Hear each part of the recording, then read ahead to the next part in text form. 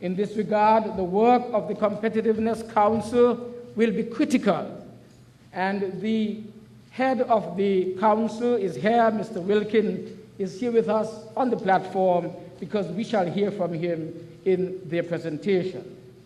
The fact that they will also be presenting today is a further indication that of government's commitment to enhancing competitiveness in our new nation as a pillar for the economic development of this country.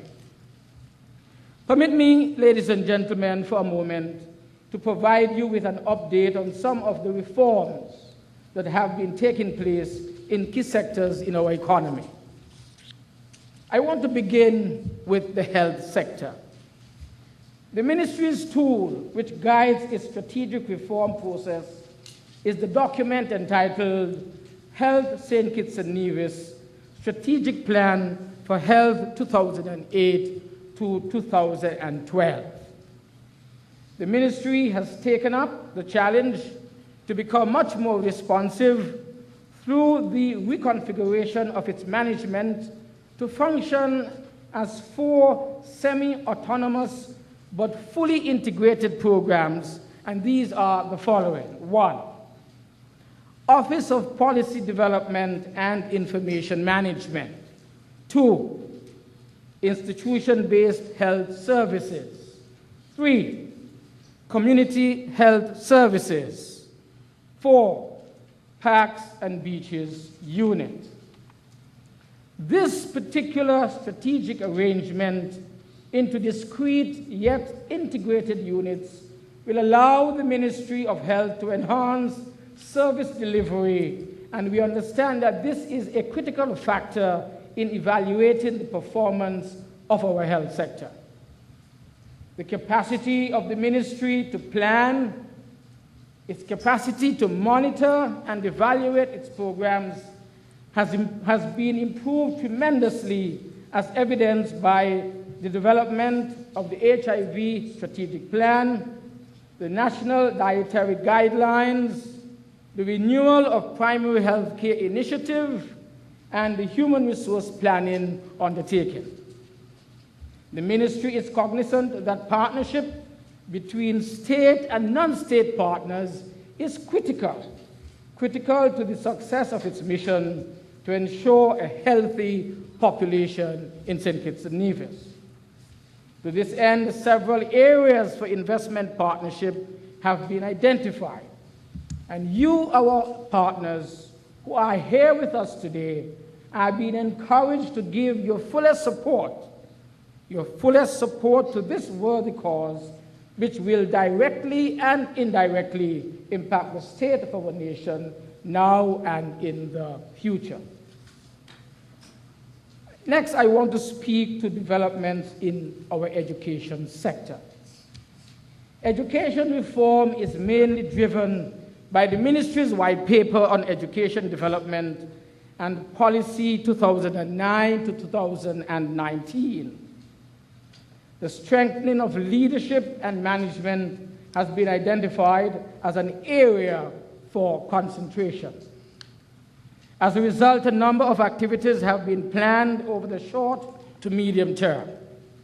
These include the development of a proper system of documentation and data collection, improvement and facilitation of teachers' professional development, and the establishment of clear guidelines and procedures to govern all activities undertaken by our Ministry of Education. Facilitating intergenerational interaction has been cited in our white paper as a desirable outcome. In order to facilitate this activity, a number of school clubs and after-school programs in both primary and secondary schools are being developed.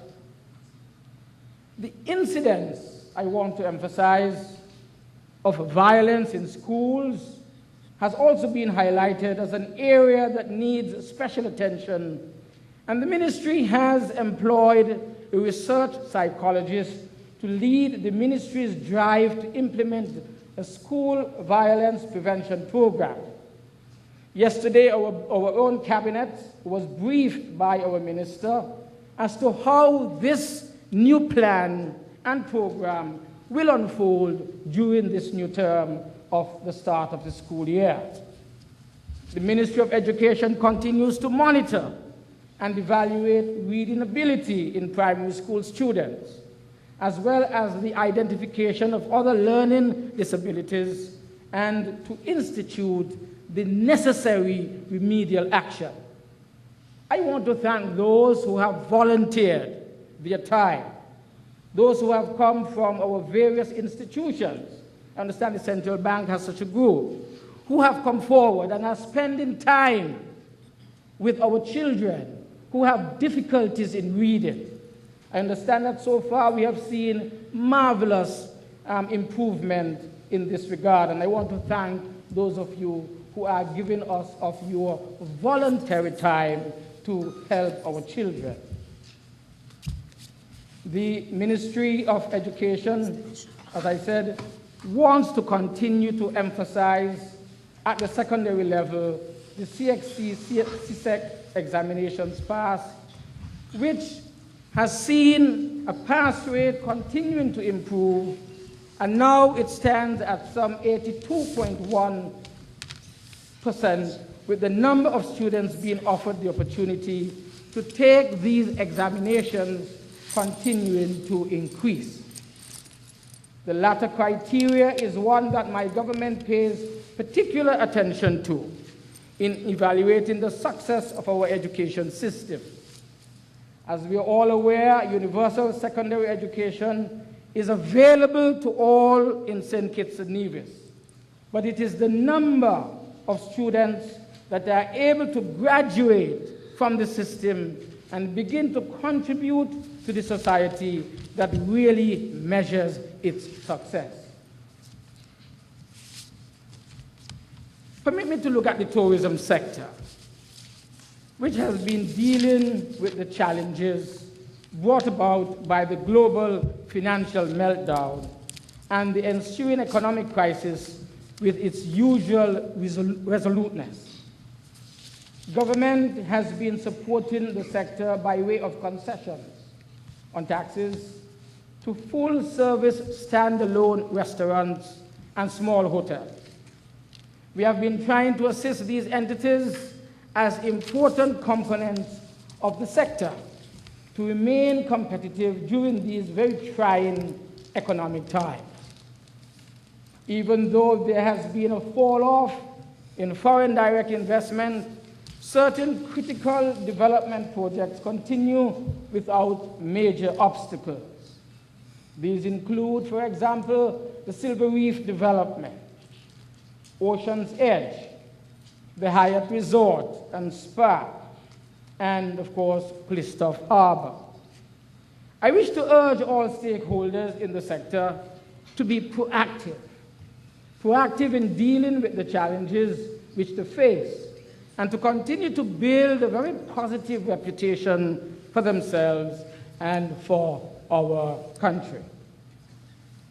The Ministry of International Trade, Industry and Commerce and Consumer Affairs, it continues to carry out its mandate to manage the country's trade policy for the achievement of maximum benefits from our own participation in regional and international organizations. The capacity of the ministry has been greatly enhanced to perform its core functions and to provide advice to the private sector through its participation in training opportunities offered by its counterparts.